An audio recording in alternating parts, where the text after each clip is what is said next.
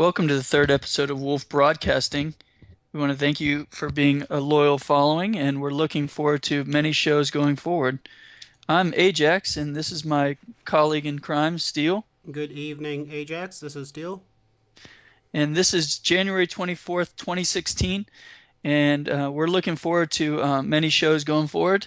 So far, the response has been overwhelming, and the feedback has been overwhelming, and that's kind of where we'll start. What do you think?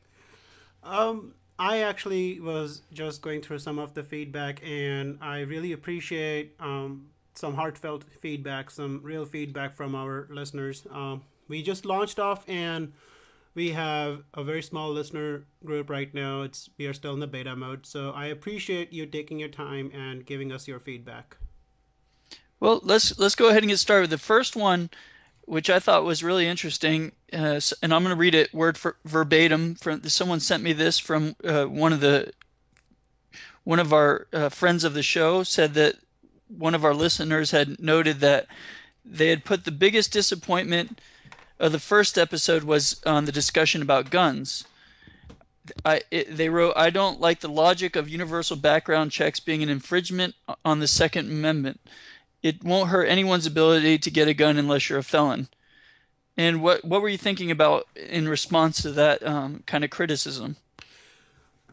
Well, as you know, Ajax, I'm a gun collector, and I am very familiar with the process, with the background checks process, and there's two sides of the coin. All right. In all fairness, there is the background check. Ajax, you still there? Absolutely. I apologize. I was having a problem on the line. Okay, so when you actually apply for a background check when you're purchasing the gun, they fill out a paper form, and then they call their state agency. Some states they call the FBI directly because their states don't participate directly in the program. And then the database is pretty much the same. Even if you call the state agency, they actually double check the information with the FBI database, and then there's a yay or a nay. After that, the seller is obliged to hold on to that form for a given period of time. And that's where there's two problems with this. One, you actually, the gun seller is actually calling the FBI, and FBI knows that John Smith just purchased a handgun or a rifle.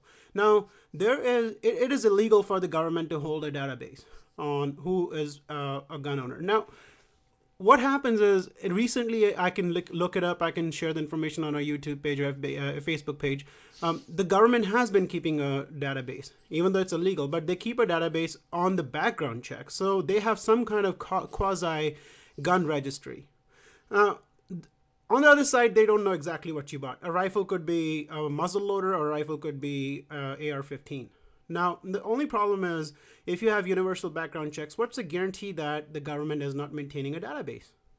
And as you know, the problem like gun owners have is people are discriminated. They are against if they are pro Second Amendment. They get some kind of sneer, some kind of contempt. I don't. Have you felt that when you're dealing with people who actually are not very pro Second Amendment? They actually like kind of give you some kind of contempt because you're a gun owner. Yeah, absolutely. And I wanted to add to it. This is really interesting. Just recently, a family member of mine was applying. His gun was stolen out of his truck, and he went through the process that you just described. And they had his name and social security number conflated, the government did, with a serial felon and they claim that he's using this gun for a felony somewhere, far out in the Midwest somewhere. And this person apparently had the same name. So they're basically infringing upon his Second Amendment rights because of some bureaucratic mix-up.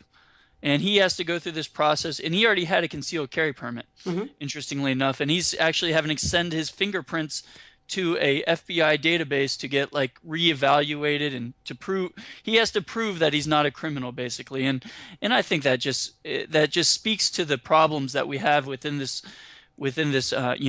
and I think more generally, kind of building upon what you're saying about how sometimes you're sneered upon as being I'm new to this, to guns. I just recently, within the last 2 years, I purchased my first guns. I had owned some before, but what I found is that that when you're applying for guns, it's it becomes like a big bureaucratic process just so that the government can have a checklist of who's the potential adversaries of the state. And I also find that as you go through the process, these while universal background checks may say, well, you're going to be able to find out if someone's a criminal or whatnot, but the truth is, all it is a slippery slope. It's And going to lead to more. Go ahead. and I totally understand what you're saying. I just want to add to what you just said. It's not the government that's going to infringe on your rights. It'll be a politically biased bureaucrat, a person who actually brings their political beliefs to work. Yes, they do exist.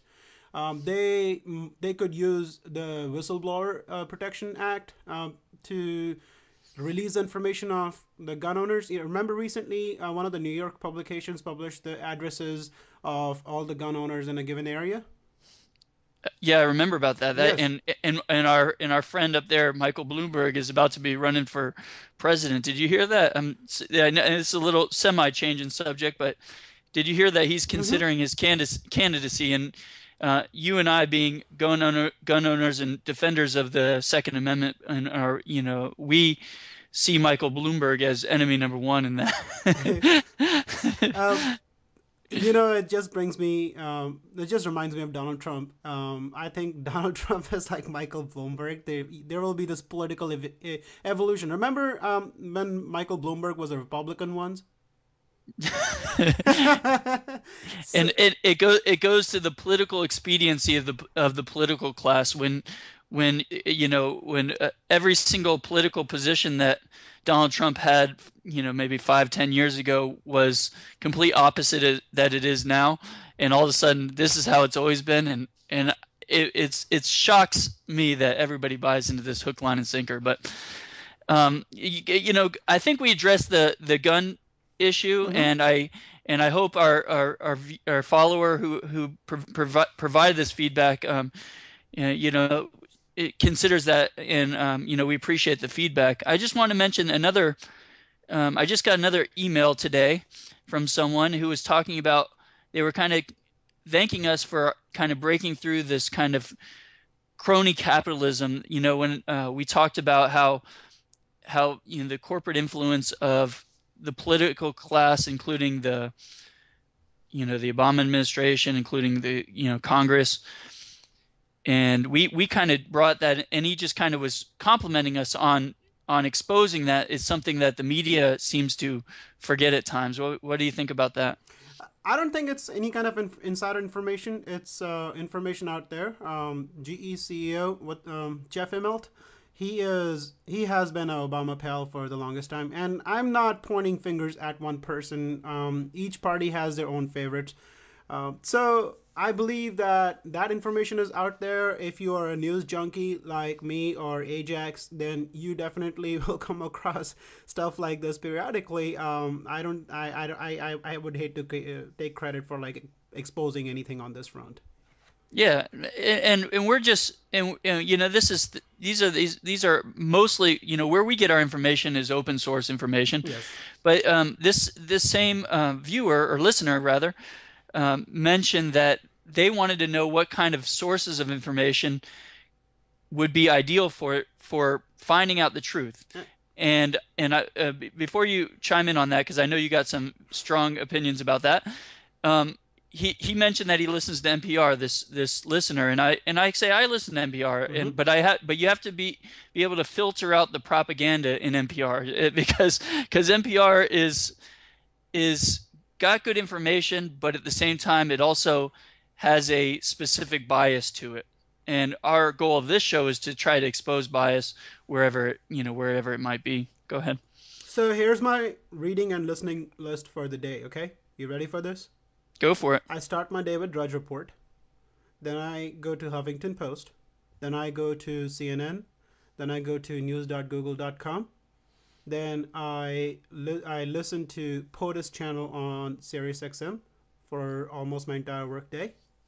On Fridays, I listen to the Bill Maher show on watch the show. I don't listen. Watch Bill Maher on HBO on Friday night. This is my most basic reading list. I listen to NPR a lot, and not on a daily basis, but at least every other day I listen to a couple of shows. The Diane Rehm show is my favorite show on NPR, and my information, my political views are actually based on a very diverse array of news sources. So, I'm not a Fox News guy.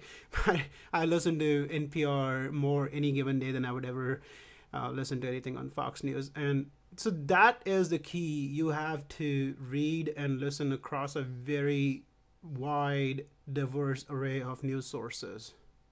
And I guess I'll go through mine, and then we'll talk about maybe our backgrounds a little bit. I listen to NPR every morning when I'm riding to work, and I read the the New York Times. And I read Yahoo Finance. I'm big into what's going on with the stock market and finance and things like that. I skim through CNN News, just read the headlines. And so as far as my conservative news goes, if I want to read about that information, I look at American Conservative Magazine. I read the Weekly Standard, which is a neoconservative magazine.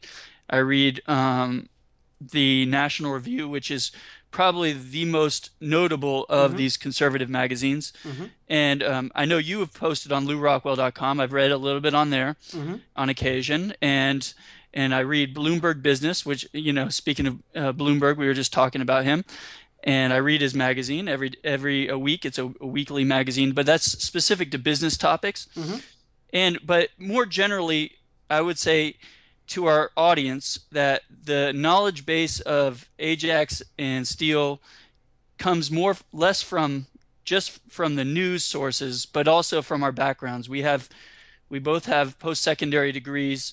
We're I would say pretty well versed in his history and literature and economic issues. But like everybody out there, there's gaps in our information which we try to continually learn and grow with. And what would you say to that? Yes, absolutely. You're right about it. We have educational background in what we speak about. I have a graduate degree in international relations, more like foreign policy, political science on an international stage. I also wanted to add a few more sources. I listen to RT. RT is a channel on Roku. If you have one of those streaming devices, you can view RT in high def on a regular basis. And here comes the big disclosure. You ready for this? What's that? I used to be an avid Alex Jones listener. Used to be. Now the stress is on used to be, and you know why I stopped listening to him, right? No, sure. I'd be well, just for those who are unaware, Alex Jones is InfoWars. Is that correct? Absolutely.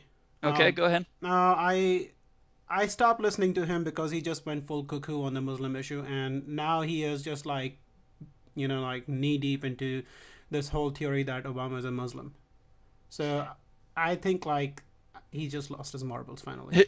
That's interesting because another philosopher that I often listen to, I forgot to mention him as well, Stefan Molyneux. I mentioned him on the other show. Yes. And I heard about him through you. He's actually, interestingly enough, I was talking about him the other day because he is, I guess, a devout atheist, and he used to be very critical of people with religious views. And he kind of thought people with religious child upbringings and people that are raising their children with a deistic, at least a deistic or a Christian conception of the world, were basically brainwashing their children. And I think he's actually come to the realization that Christian people or people of religious background are not necessarily the idiots that the media portrays us to be sometimes. And I've noticed his tone has changed because he's come to the realization that perhaps that some of the people with religious backgrounds tend to be of the important strata of society, including doctors, lawyers, people of high education, high distinction in society. And I think he's come to the realization that not all of them are basically enemies of free society, and that he obviously represents some kind of pretty extreme political views. but he has a very interesting take on, on the U.S. in world affairs and our society more generally. Yes, and to segue on the same issue as on one of the feedbacks, one of the listeners said, race is a tough topic, but it would be nice to know where America truly stands on the matter. So, race and religion um, are definitely a hot button issue in today's America. Where do you think America stands on its race relations, religious relations, like the dominant religion, or like what do you think is going on in America right now?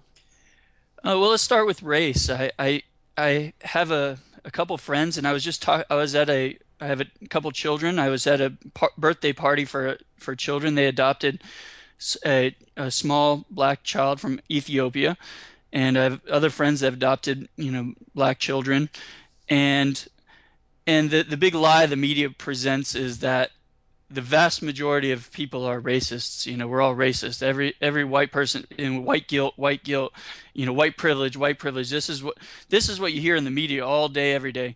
And imagine a low income Caucasian sitting in a low income school, surrounded by many different ethnic backgrounds, saying white, a teacher or professor is telling them it's because of white privilege that they're there, or I mean, to me, it's this race baiting has gotten to the point where it's almost disgusting to me, and it's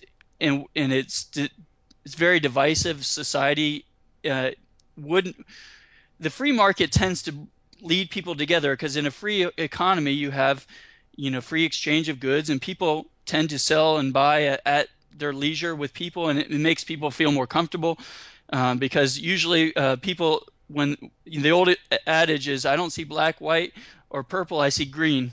And when people do business together, they tend to get along very well, because usually in a business situation, both parties are better off. You have a buyer, a seller, both people want to make the transaction, the deal's done. But in the world we live in now, this this divisiveness that's being pushed by the mainstream media, and even amidst even actors within each of these different ethnic communities, is really creating a problem. What would you say to that? And then we'll go on to the subject of religion afterward. Well, race is a tough issue. I believe the country has not been so divided since the 1960s. We are a very divided society. People have a lot of misconceptions. I'm not going to point fingers at anybody. But if you look at a world from the race lens, like you look at people as white, black, brown, whatever, you are the racist. And most of the stuff that I hear is coming from mainly people who are left leaning liberals. I will put my own brother on full blast. He has a child he won't send to his neighborhood school. I'm like, why? And he's like, and now don't forget my brother and his wife. They're like as blue as it gets, Democratic liberals. And he's like, well, there's a lot of Somali kids over there. Why? And don't you all like? Come on, man. That, then his wife chimes in. She's a teacher. She's like, yeah, our kids will stop behaving themselves. They'll learn all the bad habits from them. Like, seriously? So they had to pull some ropes to send their son to another neighborhood school, which was not as heavily Somali. There's a lot of Somali refugees in the San Diego area. So some of the good school districts also have a lot of Somali students. I believe that my main education came from going to college, not through the classroom, but being in a very diverse environment where people from almost every country, from people from almost every faith, uh, were around me at any given time, and there was this open exchange of ideas and information. And I personally believe that that was my real education, and I believe that diversity is a good thing as long as there's a positive exchange of ideas. But constantly peddling hatred against the other group, this whole Black Lives Matter, as if like white lives don't matter or brown lives don't matter. I understand like there it's tough to be a black person in certain neighborhoods in America, but at the same time, like you're pretty much like promoting this idea that oh, it's all about black people. No, it's about almost everybody. I mean, maybe it's hard for a black person to be black and driving. Now think about being a brown person like me being brown and flying. Always get the extra TSA love in the lines. You got extra set eyes on you. I think you're going to the point where uh, I find it interesting. Those who are the most outspoken diversity promoters, though, tend to be the ones least hospitable to diversity.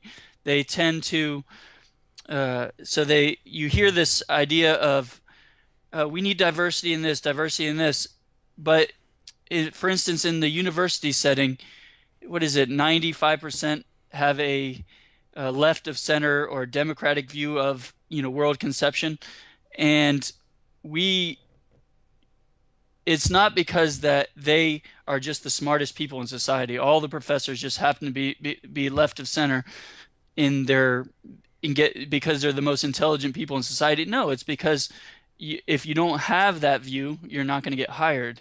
It's a lack of diversity of ideas, and I think that's the scary big brother effect of the this one way of thinking,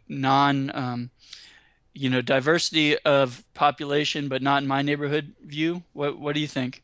It's not just academia; it's everywhere.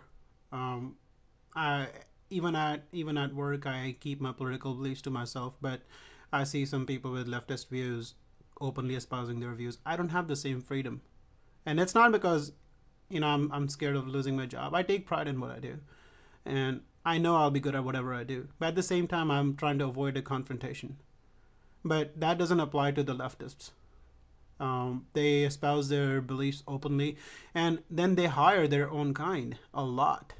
And that's the reason that you see a lot of left-leaning people in academia because they hire their own. That's the reason you will see a lot of left-leaning people in bureaucratic positions because again they hire their own.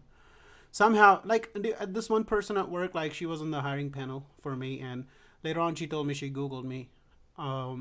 I she found some of the stuff I posted on Lil Rockwell, but I even refuse to acknowledge that person is me. I mean, I really like her. She is a great person, but at the same time, I don't want to hurt my relationship with her.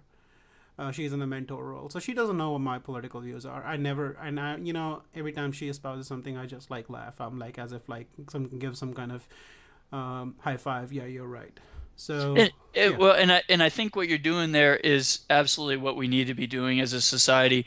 Uh, and that's part of the goal of this show is to have a discussion without being labeled the Antichrist. Isn't that fair? Like to say that anyone who disagrees with you nowadays, it's and I think it comes more from the left, but I've seen it on the right. Especially during the Iraq War. If you thought the Iraq War was wrong, you are basically anti-military, anti-family. You're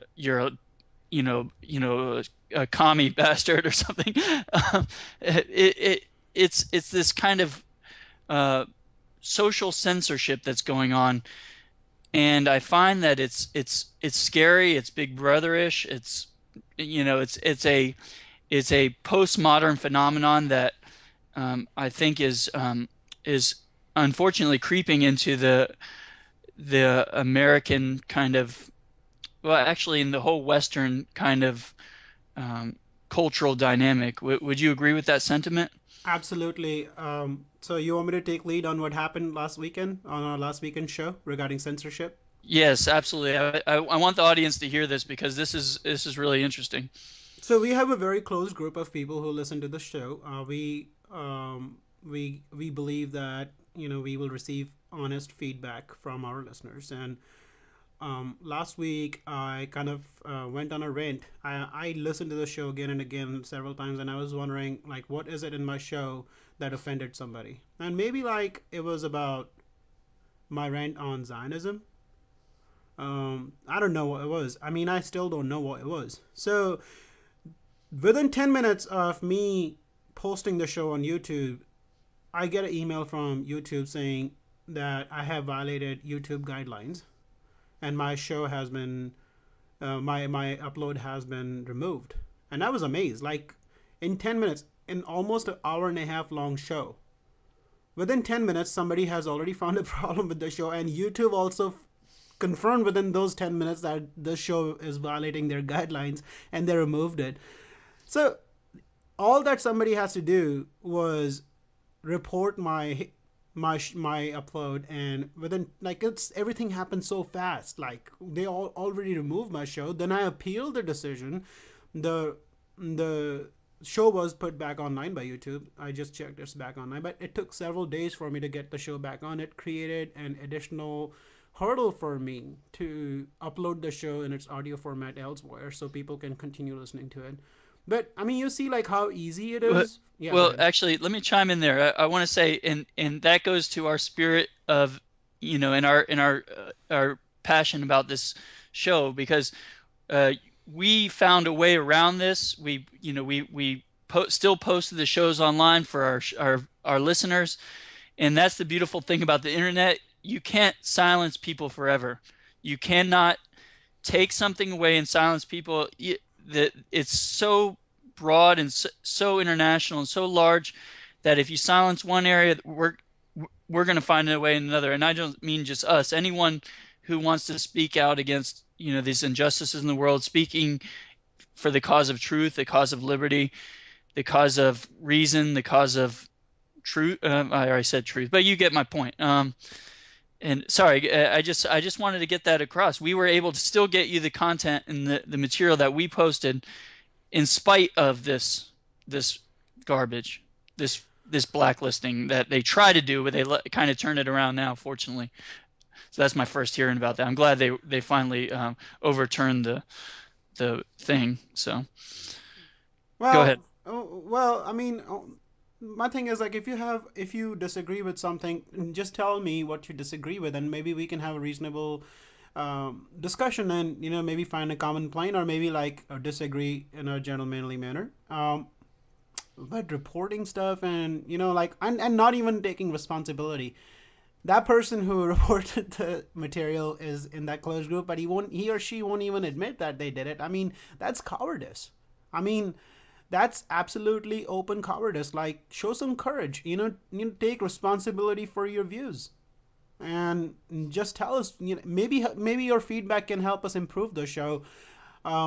I don't even know like what I said or on the show, or what you said on the show, that like was the person considered to be violating YouTube's policy. Obviously, we did not violate YouTube's policy, or we won't be back online.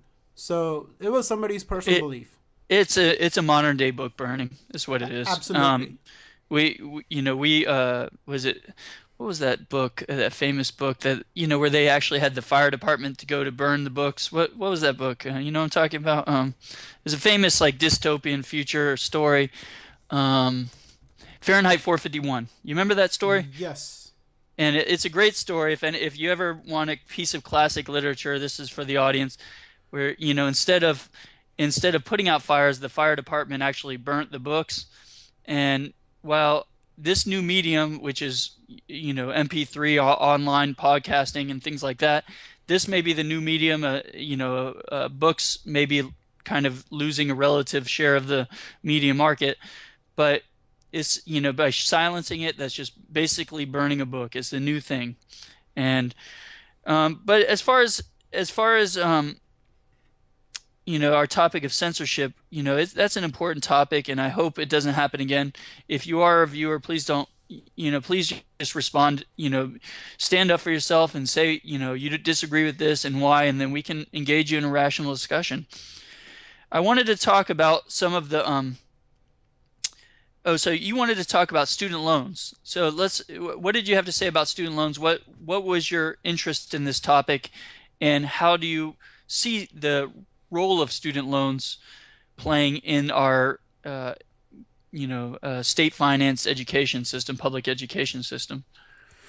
Well, I read an article on Vice.com. It was an article on people who owe thousands, if not hundreds of thousands of dollars to student loan lenders.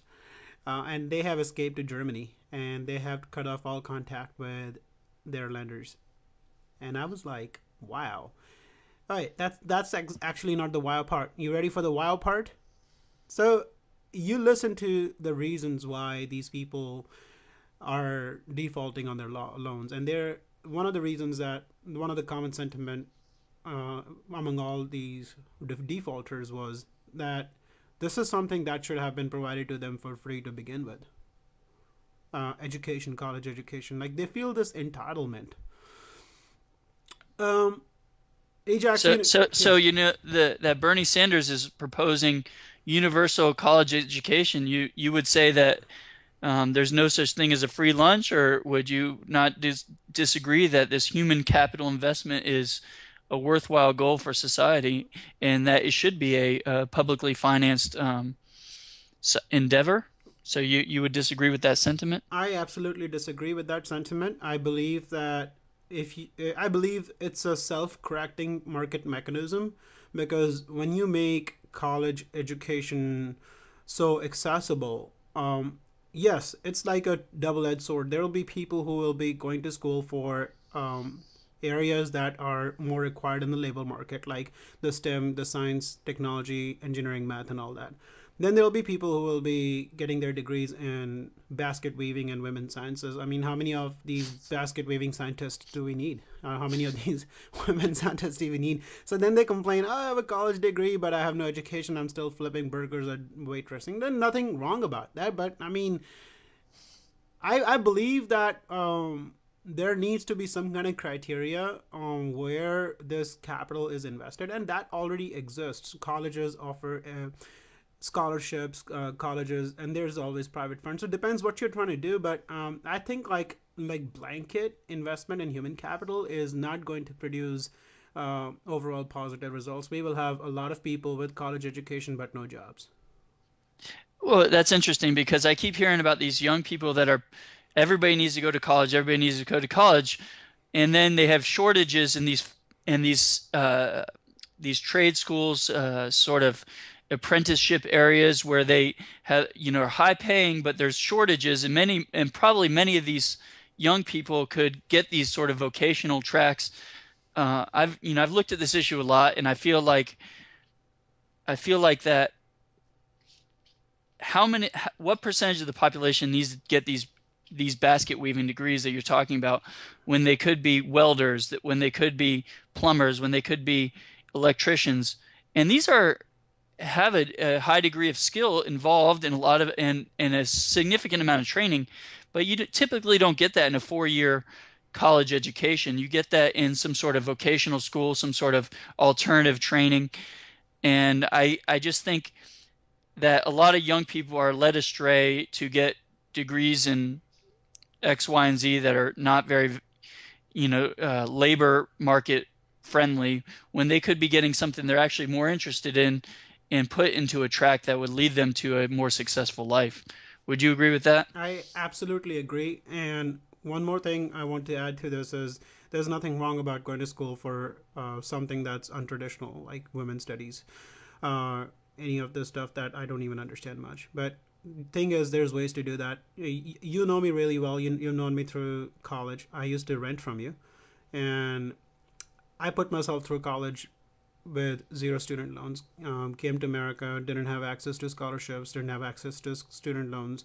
So I was working two jobs. For 4 years of my life, I did not sleep in the night because I worked 7 nights a week, night shifts at a hotel. Um, so if you're really determined to put yourself through college, there's ways to do that. And I would say, yeah, But still, there are these people out there that have run up hundreds of thousands in student loans, but they're so blessed that they get on some sort of income-based repayment and pay $10 a month, and then it's wiped out after 10 years.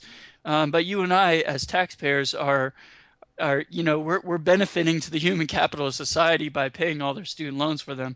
And I would suggest that a small percentage of those student loans actually go toward the schools and they're usually going to either bureaucracies or perhaps they're also going to I don't know, these sort of vices that maybe young people get involved with. Would you agree? Absolutely, I absolutely agree with you. I've seen a lot of my friends from college. They, I knew they were headed for disaster. They're taking all these student loans.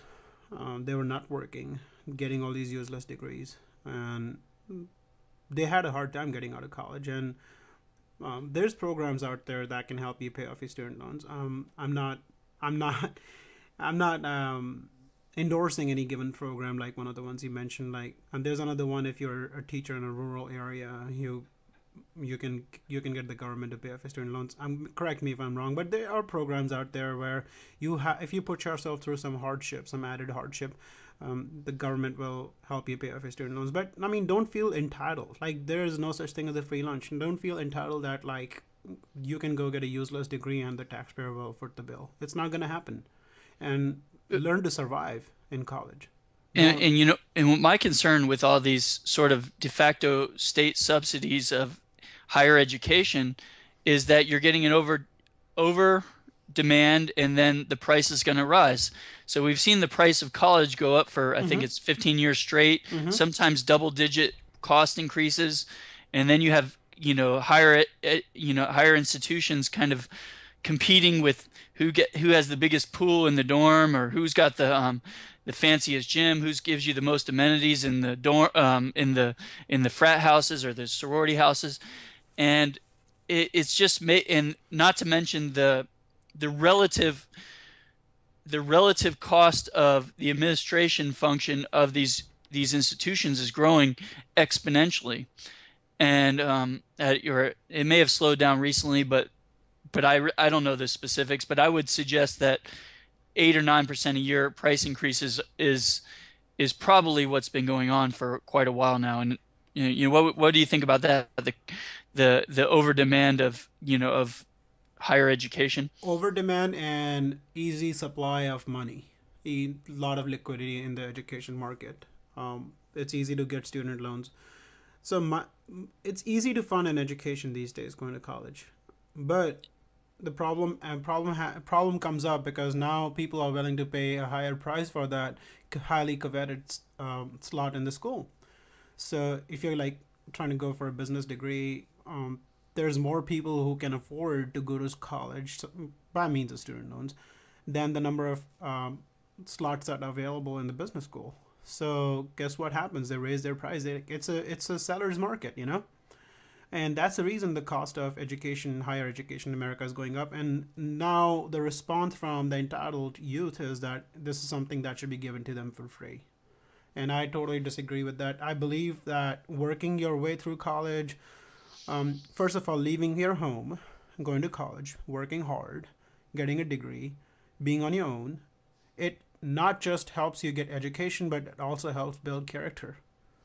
Well, and I actually have to say in my undergraduate degree, I lived in Florida, and it was called a Bright Future Scholarship. And so it was Mm-hmm. basically a state scholarship if you had a certain grade point average. Mm-hmm. And it was really great for me. I was able to pay for school, and I went to a large a notable public institution there. Mm-hmm. And but if you look at it objectively, it's really a middle class entitlement.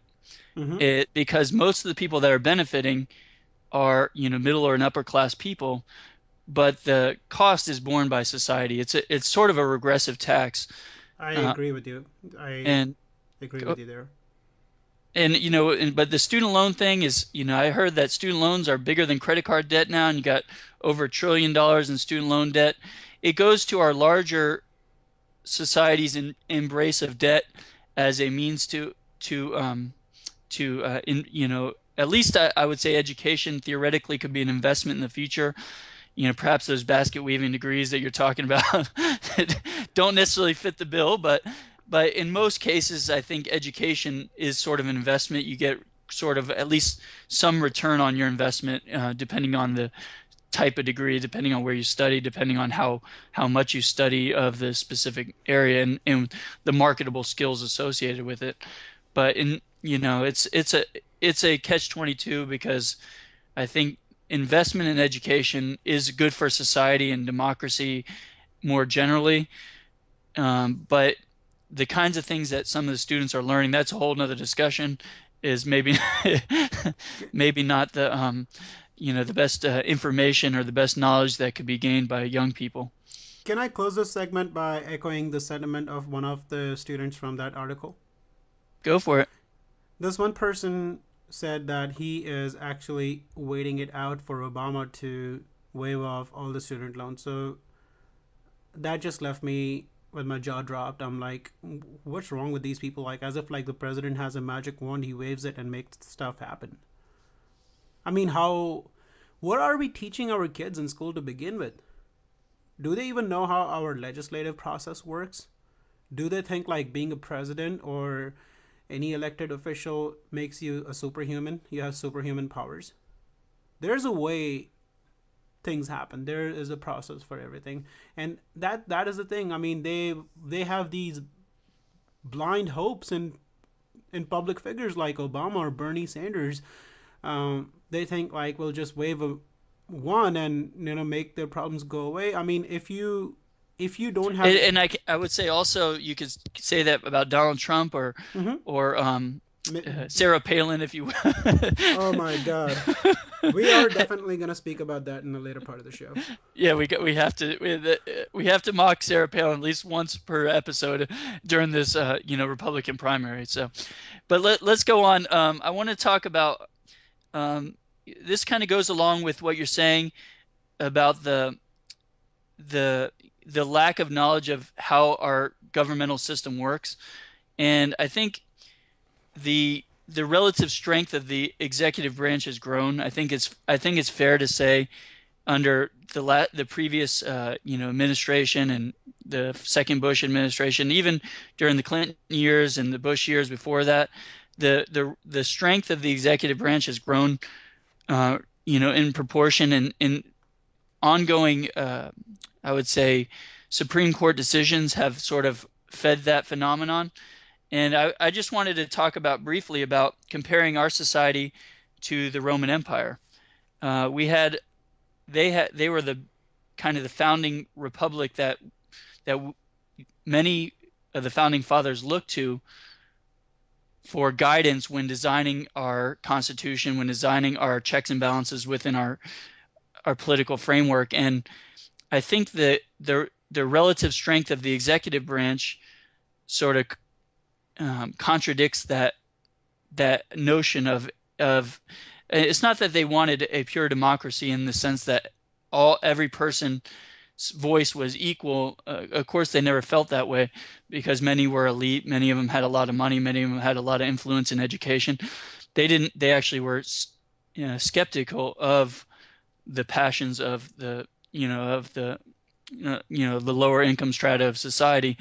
But I think they looked at the Roman Empire as a model, and I think it's very comparable to look at the United States as a kind of having the same strengths of growth, from a free economy to a limited government to military adventurism around the world to cultural and moral decay and a larger decline phenomenon going on overall. Do you think there's any sort of historical comparison between the two? In terms of moral degradation of our society, in terms of intellectual ineptness of our society, in terms of out of control executive in our society, in terms of out of touch legislature of our society, I believe that we are very comparable to what happened to the Roman Republic. Absolutely, absolutely, and I wanted to talk about, and an example that goes along with this is the March of Life, and it kind of hits both topics. The March of Life is a yearly kind of protest about the Roe versus Wade decision, for those who are unaware, and whatever your feelings about abortion are, I think abortion is sort of a crunch point or a nexus point where you see this kind of this kind of change in the cultural and moral norms of the society. And the fact that you don't see it on the news anymore shows that news censorship, even though there's tens of thousands of people there.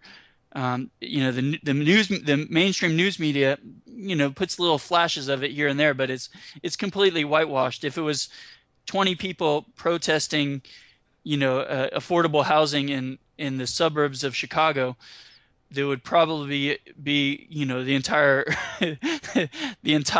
letter channels, news media flocking down to it. But I just thought that was an interesting comparison, because it's this kind of new censorship along with this moral decline, kind of these two topics we just talked about in the earlier part of the show, just kind of conflated with one another. What do you think about that? I think like a society that cannot protect its weakest and its most vulnerable, the voiceless, is a highly immoral society in total decline. And you can draw the conclusion with slavery. These slaves did not have a voice. These slaves were the most vulnerable, and they were the weakest. And nobody spoke up for them for the longest time. And see, it created this class of under citizens. Same goes for the unborn child. I'm not a religious person, you know that, but I totally believe that in order for a civilization to have positive gains, in order for a civilization to advance in a positive direction, human life needs to be appreciated. And what's going on in America right now, where a baby is a fetus, if a baby is a fetus, then I am an overgrown fetus. So this is an important issue. Our society is in a moral decline because increasingly we have refused to acknowledge the value of life, the value of human life, and that goes on to the perpetual warfare. Sitting here in America, we fail to realize the actions of our policies. Almost a quarter million Syrians have died in Syria, and not to even count the people in Iraq. For us, they are just numbers, but these are actually human beings. They had names, and they have died as a result of our policies over there. And it all comes down to the basic common denominator of respect for human life, and there's none in our society, and that's the reason we don't see the kind of protests we used to see when our government would march for war. And I think it goes to this divide and conquer thing we talked about earlier in the show. Um, you know, if you have strong opinions on almost anywhere, people are afraid to even speak out in mass nowadays. You don't see these mass movements that you did, these to affect larger change that you used to.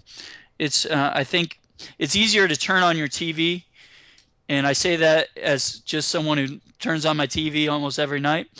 It's easier to turn on your TV and complain about it to yourselves, but part of the goal of this show is we're not looking to change the world. We're No. we're we're two guys. We're trying to speak to some topics and bring out some ideas, and thoughtfully reason through some of the things that are going on in the world.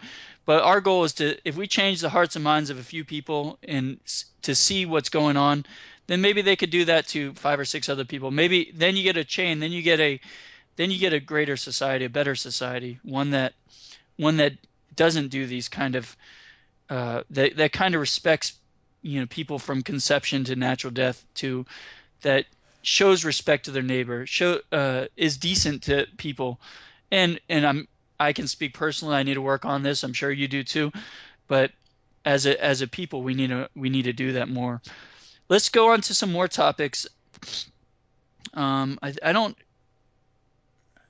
have any more on the agenda. Is there anything else you wanted to talk about, the political process real quick, and then we can talk about what's going on in the elections.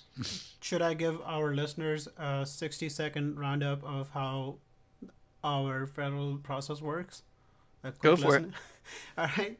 So start the clock now. Ready? All right. So a congressman or a senator actually proposes some kind of legislation, and then that legislation goes to the committee, and then that committee sends it back to Senate. Then there's a Senate. In the Senate, it needs to go over 60 votes in order to be sent to the Congress, and Congress it needs 50% plus one vote, and then again it goes to the committee, and then there's a co-chair of both the committees. They get together, sorting out the differences between the bill and two versions of the bill, and then that bill once again, when it's on the same page, it goes to the president, and when the president gets it, he actually gets to sign off on it, and then if he disagrees with it, he vetoes it, and I believe it's, what is it, 75%? A 75% vote in the Senate can override a veto. Is it 75% or two-thirds? I think it's 2/3, and if I'm not mistaken. But I just read yesterday about President Obama vetoing a bill about public use of water. So it would involve a federal. I mean, this is a very specific topic, but a federal involvement in private waterways at the state and local level, and they vetoed a bill to change the language in the EPA regulation of waterways. I mean, it sounds very specific, but a very specific nuance of our society. But that goes to this veto power, this power of the executive to veto. And go ahead. Sorry. Yes, and the purpose, I went through a quick recap of how laws are made in our country, is to emphasize on the fact that the Congress makes the laws, and the president executes those laws. The president does not make his or her own laws. The president has to enforce the laws that are signed by previous presidents into law, or that are signed by him or her into law. He cannot make a law saying, okay, all you people, now you are American residents. He cannot sign a law.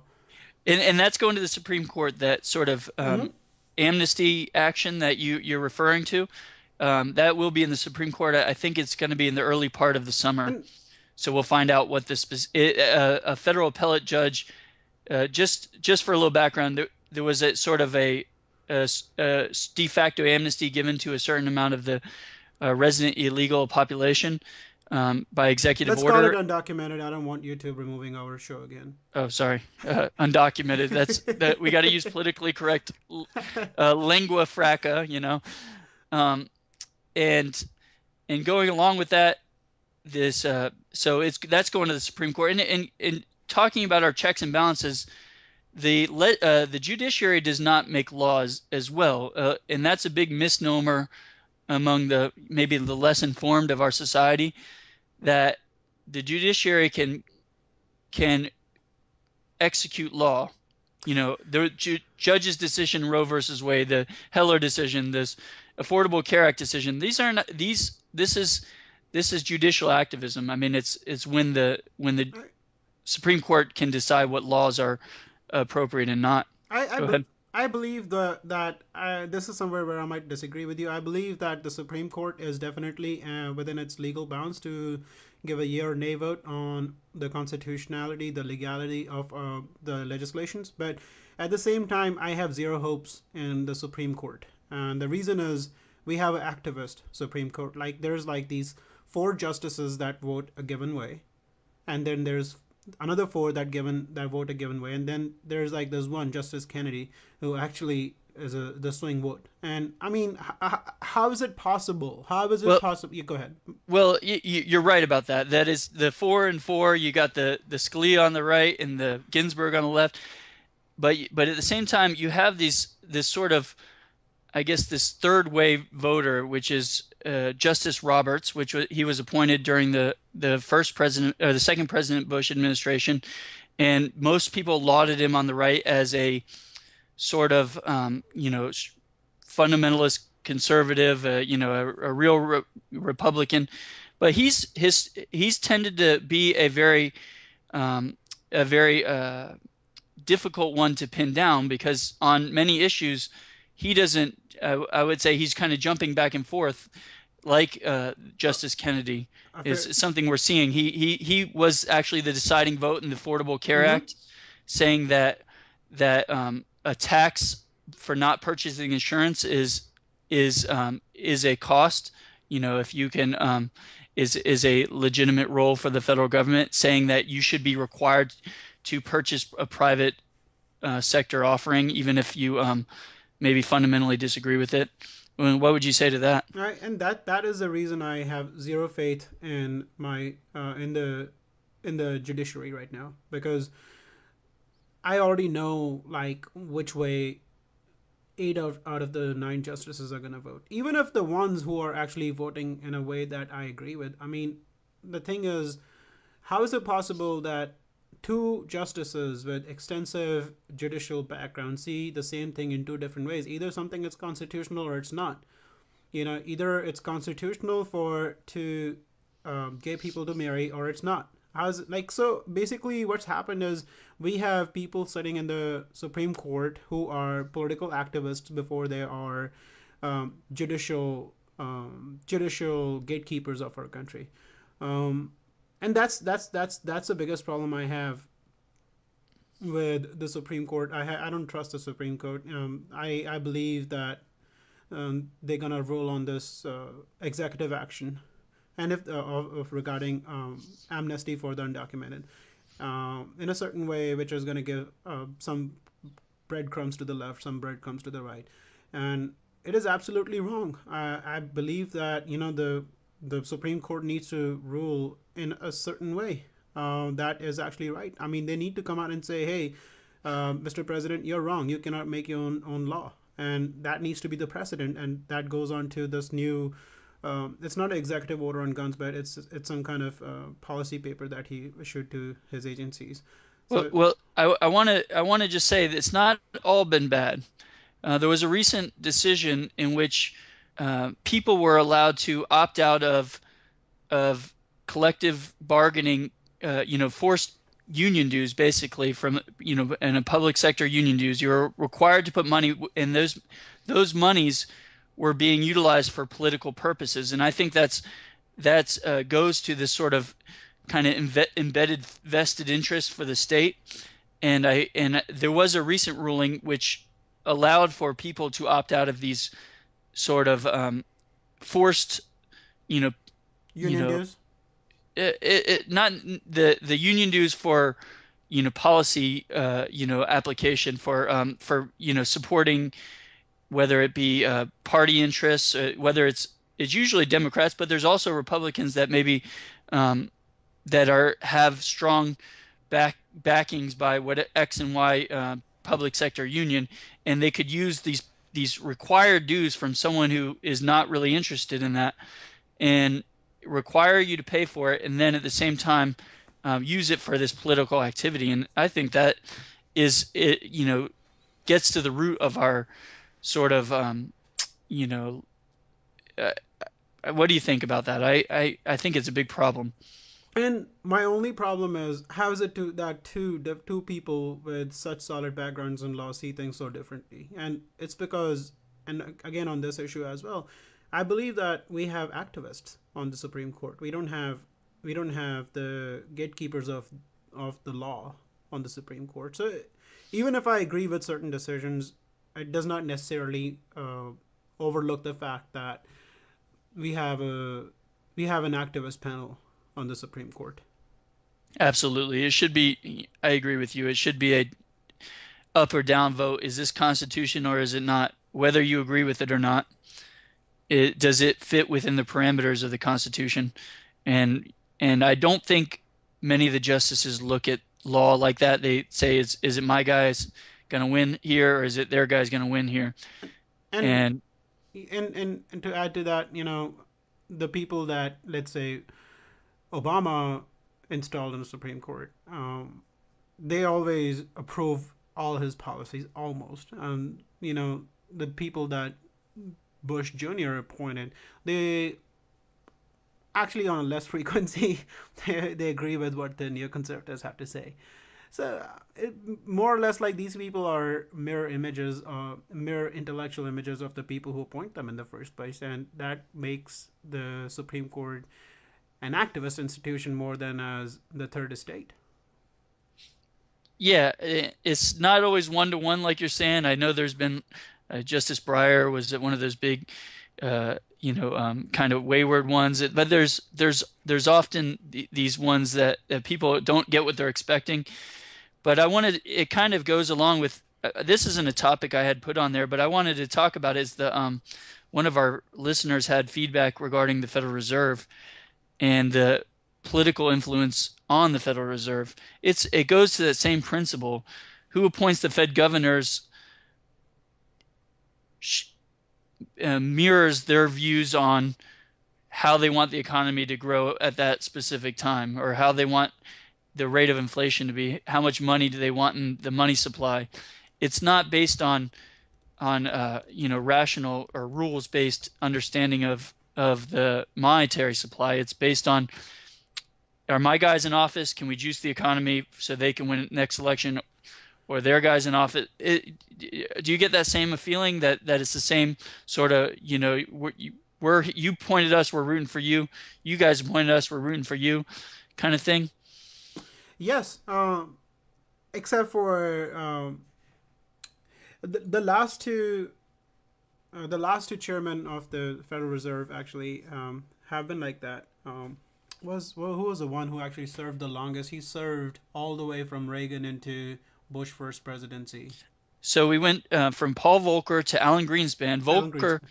Volcker is often credited with kind of turning around the U.S. economy, and I think there's a little bit of fairness to that acclaim.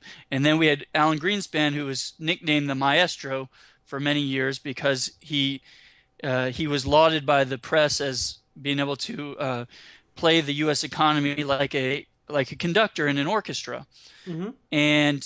And he was given this stature, the Maestro, or this media acclaim.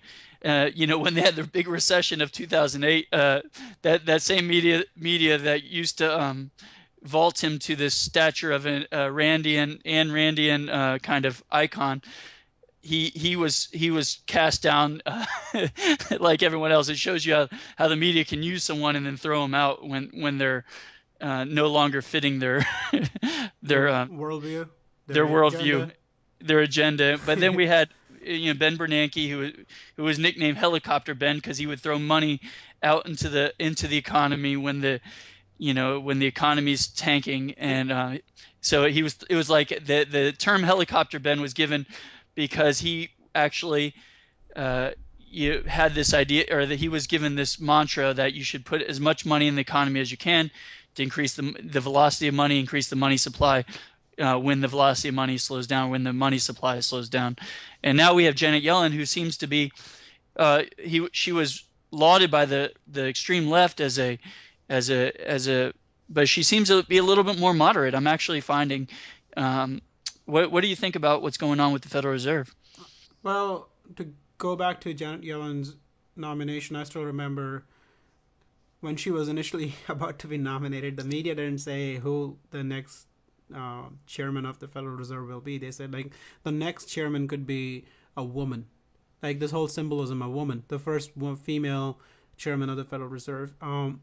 Going on to her policies, I'll tell you something, Ajax. I believe that there's a higher estate in our country that's above the executive and the legislature and the judiciary, and they actually are the ones who actually run the country, and they are the people behind the Federal Reserve. And when I say that, it's the moneyed interests, people who have the real skin in the game, who actually direct the policy in a certain way, and they're heavily influenced by Keynesian ideas, and they're the ones who actually. Wait, hold on, slow down for a second. When you say Keynesian ideas, can you? I'm familiar with it, but if you could describe to the audience what that means. Well, the whole idea with Keynesian economics is that government can pull the economy in a certain way with certain government policies. So basically, in a nutshell, they believe that government can use economic policies, fiscal policies to direct the economy in a certain way, and the Federal Reserve Bank is one of those tools.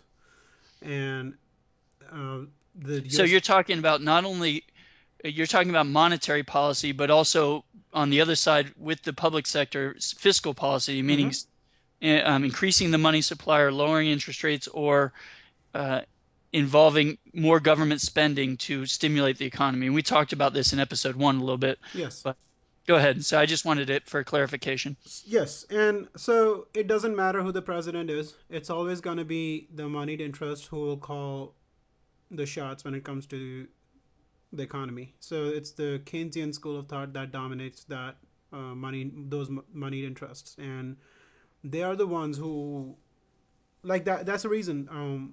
Alan Greenspan, he survived a Republican administration, then survived Clinton, then he survived another Republican administration. Same goes for Bernanke. Initially, he was nominated by a Republican president, then he was nominated again by a Democrat, and now Janet Yellen. And if it's going to be a Republican in the White House, as she will probably be nominated again for her position. So the whole idea is You're not, but I thought President Trump is going to be above these big money interests. I thought absolutely not. Absolutely not. So it doesn't matter who is in the White House. This side of the government, the monetary policy, the fiscal policy.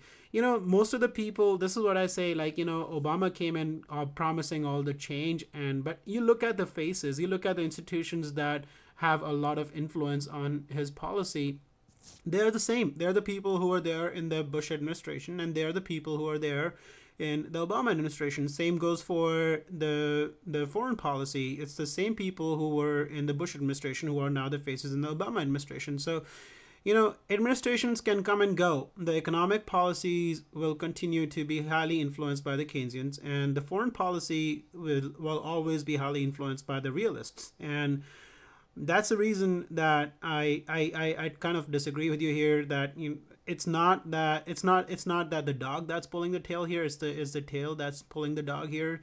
So administrations can come and go, but basically the fiscal stewards of our country, they are actually doing the bidding for some who's not in the White House, like people who are the moneyed interest, the people who are the so skin in so the you game. so you what you're arguing is that the Davos crowd is really the people that determine most of the policy prescriptions, or is it the Chicago boys, or is it the what do you call it? You have these little groups that are defined by the media, um, are really the big actors as far as fundamental policy and federal policy, public policy, whether it be spending, whether it be allocation of resources and things like that.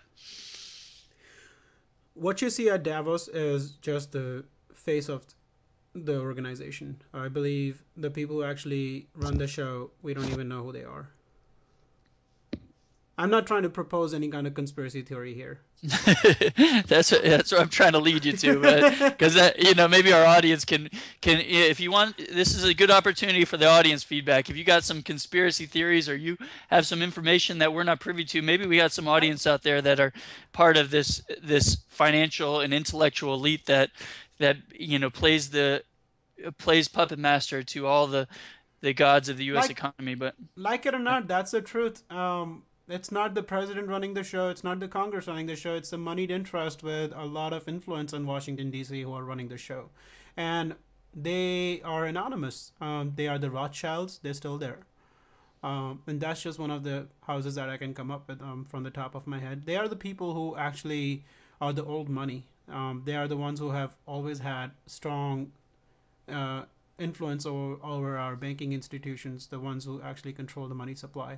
So the there's Jamie Dimons, the Jeffrey Immels we talked about, the they're Koch handlers. brothers, the They're different. handlers.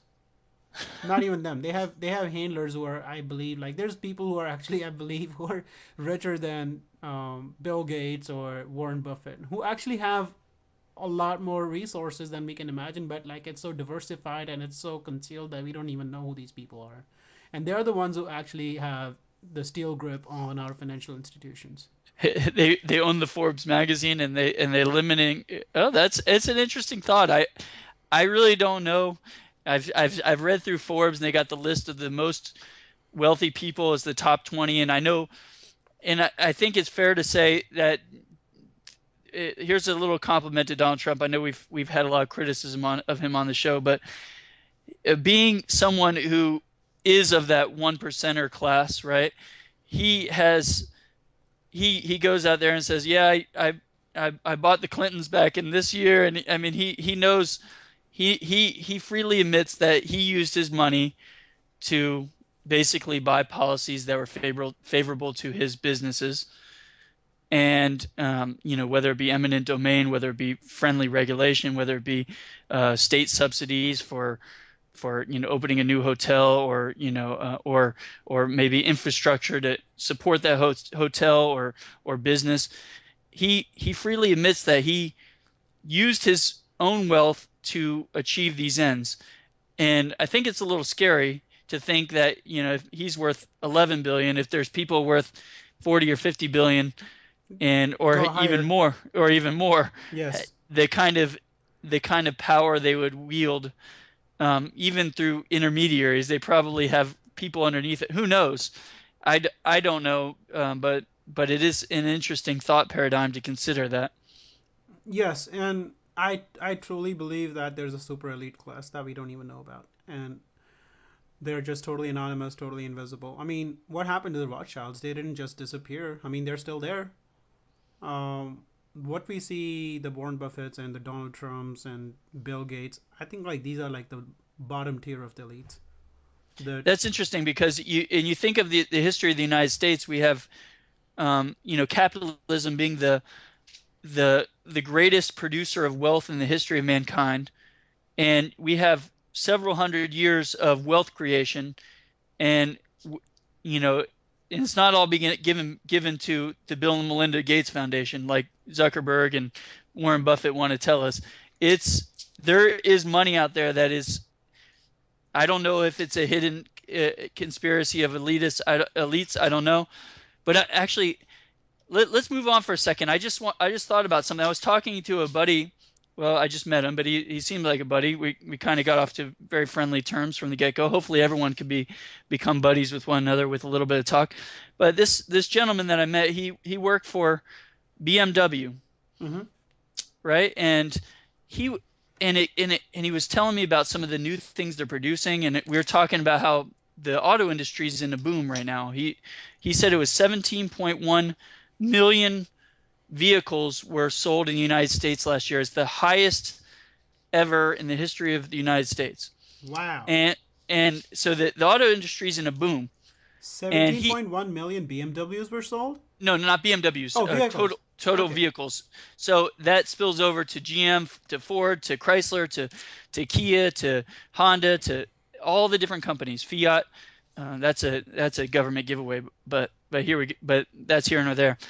Anyway, he was talking about this power of capitalism, going along with our last segment, the power of capitalism. He was telling me about this gentleman trained people in how to build cars, right? He was one of the teachers of the design, right? hmm And he was talking about how the chassis of this new line of BMWs are all going to be carbon fiber. There's going to be no metal in the What? chassis of the car.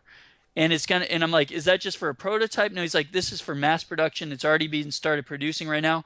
And I was taken aback for a moment, because I started thinking about the power of the market to adapt to changing circumstances. If if if carbon fiber is going to be a lighter material, it's a newer, stronger material at a lower cost, the market will adapt. Do you trust a car with a carbon fiber chassis? I do. I have to say I and well, Ford is building an aluminum truck, Yes, but the but chassis is not aluminum. It's just the panels that are aluminum. but the big it's a big truck, but it's just as strong as what they have before. That's the thing about it. It's the innovation that's going on in this country it's in spite of this sort of failed, government and bureaucracy, and it's kind of a beautiful thing that some of these really unimaginable innovations that are going on right now are going on in spite of poor public policy. And another example would be this SpaceX. Have you ever heard of SpaceX, their summit? Absolutely. as a Californian, for a while, I know you probably been exposed to it probably even more than I have, but I saw this launch of this first rocket to actually and then landing that it land by itself. Is there anything you can tell me about that? Do you know much about it? Yes, I absolutely do.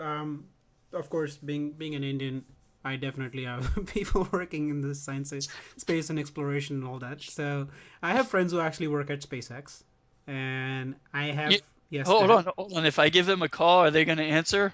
I Because aren't you You know aren't who you runs. You know aren't who. you guys the call center guys too? No, Sorry, that was politically incorrect. Sorry, I didn't mean to stereotype all Indians. customer Sorry, service representatives. sorry, YouTube, sorry, YouTube. I didn't mean to offend all customer service representatives out there.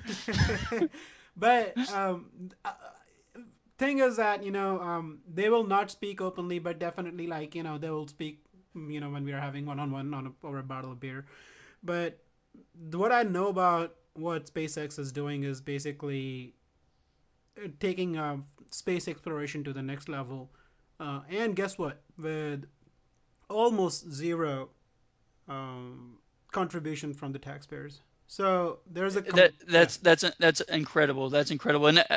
And sorry, I didn't mean to cut you off, but I just want to say that Elon Musk doing that in this hyper shell that's supposed to move you like a mass rail transit thing Uh-huh. pod. This kind of stuff, it just I find so interesting, and I wish our society looked at guys like Elon Musk and probably all the people working underneath him as the Michael Jordans of society. I mean, these are the real. I'm a sports fan. I like watching football. I like watching basketball, soccer, whatever. But these are the real people that should be glorified by society. Go ahead. You Go know ahead. what Donald Trump's response was for SpaceX? No, what did he say? He said he's gonna make the Mexicans make the rockets, and he's gonna make them pay for it too. But won't the wall between the U.S. and Mexico, And break the bank already? yes, and you know what Bernie Sanders' response was to the SpaceX launch? He's gonna nationalize it and and put an army of bureaucrats in front of it. What? No, it was very simple. He said everybody gets a free space ride. Now, because those tax dollars will not will just enhance the innovation, I'm sure. and you know, and you know what Hillary Clinton's response was? I don't know, where you burn a bra up in space or something. No, she said that no, she's gonna make sure like at least half the people on those rockets are women.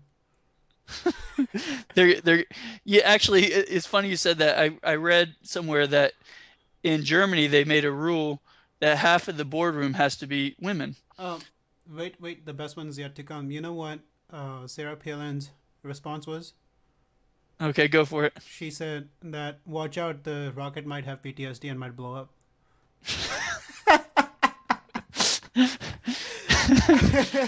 Wait, I'm glad we got our Palin jibe in there, because if we go through an episode without dissing Palin at least once, It's a then serious our topic. viewers will just I freely allow you to be upset with us and to badmouth us on our blog.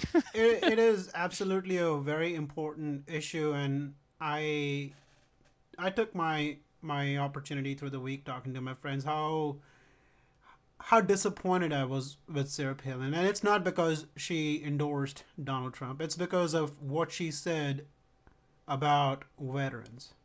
And to give the story in a nutshell, day before the endorsement, her son was arrested for assaulting his girlfriend, and it was in Alaska news that day, and by the next day, while the endorsement was happening, it was becoming national news. And this is what Sarah Palin says. She says that her son, who's a Iraq War veteran, has problems with PTSD, and her PTSD is to blame. Now I'm not paraphrasing her. I'm just kind of giving an idea what she said. And then she went on to say that Obama failed her son. Now, I have been to Wasilla, Alaska. Okay, it's somewhere just under halfway between Fairbanks and Anchorage, and I'm not sure if they have a VA clinic there, but a family of the stature of the Palins, I'm sure that they don't have to rely on government assistance to help their son if he needs help. Second, the second thing is there's no excuse for hitting another human being, a male or a female. You cannot put your hands on somebody like that. You know, in a civilized society, you don't hit other people, let alone your spouse or your partner. And then the worst part of the whole story was that she somehow tried to justify or defend her son's actions by saying that it's, oh, blame it on the PTSD. And then, that is absolutely a no go because one, there already is this existing stigma among the civilian population that um, veterans have PTSD. First question a lot of people ask me is, "Oh, you've been overseas? Okay, yes. Did you kill somebody? Oh my God! Like seriously, like I mean, people have these stereotypes about veterans, and to cover for her son, to somehow defend her son, she's actually throwing the entire veteran community under the bus. Just pretty much putting everybody in the same basket. PTSD, veterans could have PTSD and then they could just beat up their spouses. That there's no excuse for beating your spouse. There is no justification for that kind of behavior, and it's absolutely disgusting that somebody of Sarah Palin's stature could come out, not just defend her son's actions in a way, while throwing the entire veteran community under the bus. Like now, Sarah Palin endorsed the idea that we are all messed up in the head. Yeah, that's a shame. But she's pretty, so I'd vote for her. Oh, No, come on, man. I'm just kidding. I'm sorry. I'm sorry to turn something serious into something something to joke, but Hey, um, sarcasm is allowed only on Saturdays. Today's Sunday. oh yeah, I was gluttonous and I went through a whole multitude of sins today, so hopefully I'm not gonna burn. Um, but anyway, I got to get to some family things, but I wanted to I wanted to thank you, Steele, and our audience for being such great members and great listeners. I hope you'll tell. We're tasking you. Everybody's got a homework assignment. If you listen to the show right now, you need to tell 3 people about the website. We're getting we've got about 150 viewers, I think, approximately, Hmm. or listeners rather. I keep saying viewers. Listeners, I wanted to get up to let's say 150,000, 150 million, and eventually 300 million. Then we hit the whole entire population. But thanks again, and any closing statements or remarks, Steele? Yes, I'm proposing a couple of new technologies in the weeks to come. One, I want to live stream on YouTube. What do you say about that? Live stream on YouTube. Yes. Let's talk about it, man. I'm always open to new ideas. I also want to I was got the idea of incorporating a blog into our so that Yes. people can follow us, and so some friends of mine and I are working on that on the website, Yes. And so that we can get followers that can just tap into and just get updates as we go. But yes. it's a work in progress. So if anybody's interested in, we want to get a full website going, and all the donations. If you go on the website, if you're willing to donate, we can expand the service, and provide if you're able to provide some resources, feel free, and we can definitely expand services in other ways by promoting the show and advertising the show, and all donations will go directly back to the show. Yes. Uh, you can hear that from my mouth, from Ajax, from Steele. Any donations we get will be directly promoted right through the show. And another thing I was suggesting was let's get our Facebook page more active. Uh, I will start posting our weekly shows on the Facebook page as well. So if you have not liked our Facebook page, if you have not liked our YouTube page, you can support the show by liking our Facebook page and telling your friends about it. You can support the show by liking our YouTube channel and subscribing to it and telling your friends about it. We take our time off on the weekends away from our families so we can actually have this conversation with you. It's absolutely a great opportunity to exchange ideas with you. We absolutely assure you that we go through all our feedback, and we absolutely assure you that without you, there's no show. So, thank you for listening to our show, and thank you for liking our Facebook page and our subscribing to the YouTube feed. And send in your feedback, send in more suggestions how we can improve the show, or And topic ideas. yes. Someone sent a couple topic ideas that was awesome. We kind of go through some possible topics that are in the news or whatnot, or whatever comes to our heads. But if you have specific things you want us to talk about, don't hesitate to ask, and we'll see where we can try to get that into the show. Anyway, take care and Godspeed, everybody. And thanks for another great show, Ajax, and talk to you next week. All right, bye now. Bye.